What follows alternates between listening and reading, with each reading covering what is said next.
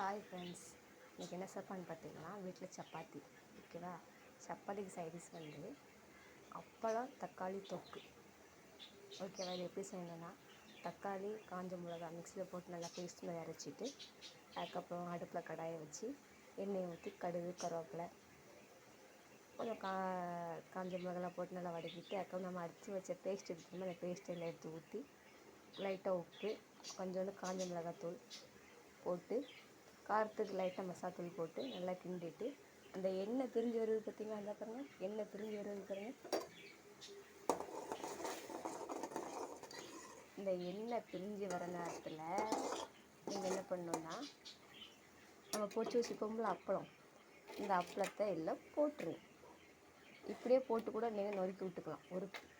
இப்படியே முழுசாக போட்டு கூட நீங்கள் அப்பளத்தை நொறுக்கி விட்டுக்கலாம், ஒரு பிரச்சனையும் இல்லை. ஏன்னா அது அப்படியே இதாகிடும், மேட்சாகிடும்.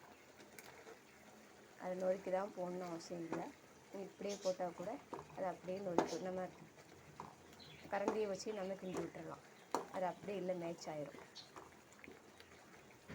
இப்படி செஞ்சு சப்பாத்திக்கு இல்லை சாப்பாட்டுக்கு தோசைக்கு செஞ்சு பார்த்தீங்கன்னா டேஸ்ட்டு சூப்பராக இருக்கும். நான் செஞ்சு பார்த்துருக்கேன், நான் செஞ்சிட்ருக்கேன். நீங்களும் வீட்டை செஞ்சு பாருங்கள். செஞ்சு பார்த்துட்டு எப்படி இருக்குன்னு சொல்லுங்கள். ஓகேவா ஃப்ரெண்ட்ஸ்? வீடியோ பிடிச்சிருந்தால் லைக் பண்ணுங்கள், ஃபாலோ பண்ணுங்கள்.